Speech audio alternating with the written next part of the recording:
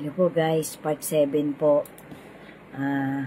God bless us all po, to God be the glory po. Part 7 po ng tinatapos kong life motivation, life coach na tungkol po sa beatitudes ng ating Panginoon, ng ating Creator. To God be the glory po talaga, and God bless us all. Thank you so much po sa inyong lahat na manonood, na makakakita ng content ko na to, na magtatry magtapos. Sigad na po ang bahala sa ating lahat. Pakaingat po tayo, patatagin pa po natin, palalimin pa po natin ang faith natin sa ating Creator. Amen. So, nangyari nga po, nung naghiwalay na po si John the Baptist at saka si Andrew, sinabi ko po sa part 6 nito, lumuluha po si Andrew kasi ramdam na rin po ni Andrew na yun na yung huling pagkakita niya sa kanyang unang guro na si John the Baptist, na yun na yung huling araw na makikita niyang buhay pa si na parang ramdam niya na yun yung huling araw na makakausapan niya ng ganong kaseryoso si John the Baptist. Kasi nga po nalalapit na yung pagkamatay ni John the Baptist. Maidagdag ko lang po, nasabi ko na po ito sa mga content ko. Isa din po ito sa parang madugong pagkamatay ng isang alagad ng ating Creator. Si John the Baptist po ay naputulan ng ulo. Yun po ang kanyang pagkamatay. Karumal-dumal din po.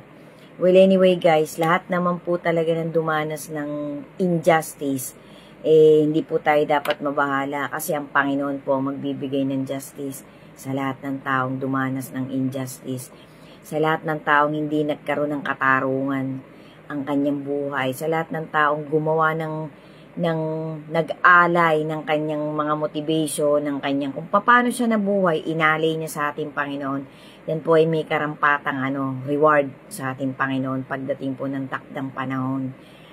So, ang nangyari po, umuwi po si Andrew, pumunta po siya, kumatok po siya kung saan nakadestino si Mary Magdalene, yung mga babaeng parang followers ng ating Panginoon. Kasi nga po, nung time na yon, ang mga apostol po may ibibigay pong task sa kanila ang ating Panginoong Jesus. So, bago po nangyari yun, beforehand po na nagkaroon ulit sila ng meeting, ng isang parang conversation na sila lang, ang apostol at saka ang ating Lord Jesus.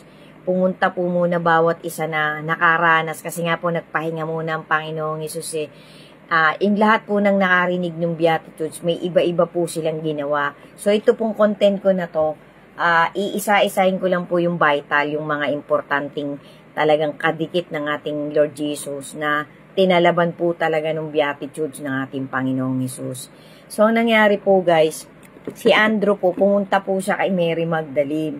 Si Mary Magdalene po, nandun po siya sa isang lugar na parang ang pagkaintindi ko po dun sa dokumentaryong napanood ko, yung pong lumang bahay ni Mateo na tax collector, mayaman nga po si Mateo, may bahay po siya Doon muna po niya pinatuloy, pinagamit niya po yung kanyang bahay na yon sa mga babae na followers ng ating na tagasunod din po ng ating Panginoong Hesus. So, kumatok po dun si Andrew. Tapos pagbukas po ng pagharap po sa kanya ni Mary Magdalene, ni Maria Magdalena, parang hindi po agad makapag-react si Maria Magdalene kasi nagtaka po siya kung bakit nandun si Andrew. Sabi po ni Andrew sa kanya, I have something to tell you. I have sinned, sabi niya gano'n, nagkamali ako, nagkasala ako ng pagsasalita ako sa iyo ng masasamang salita.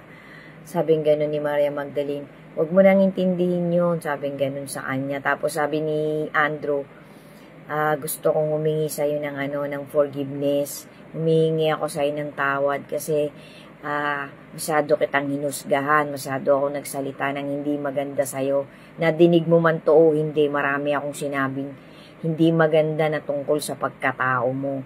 Humihingi ako ng tawad sa'yo kasi yan ang mensahe ng preaching na ginawa sa atin ng ating rabbi.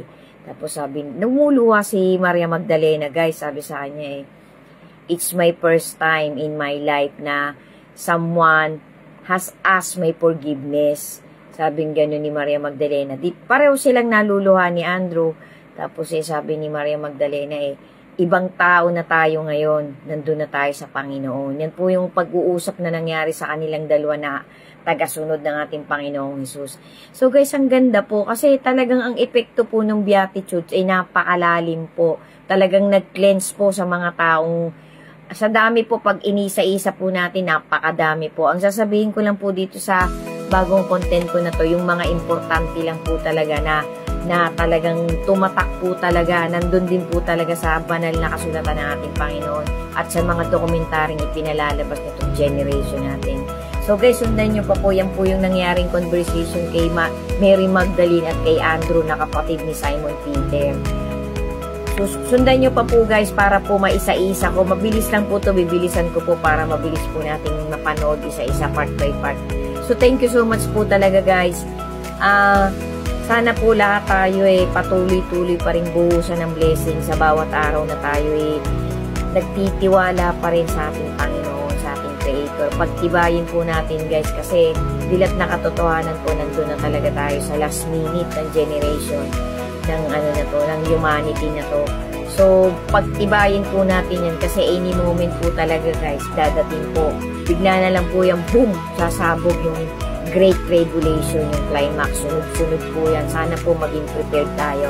Sundan niyo pa po yung susunod na part. To God be the glory po. God bless us all po and stay safe. And always have steadfast faith to our Creator. Amen. Thank you so much po for watching. Sundan niyo pa po yung kasunod. Amen. God bless us all po.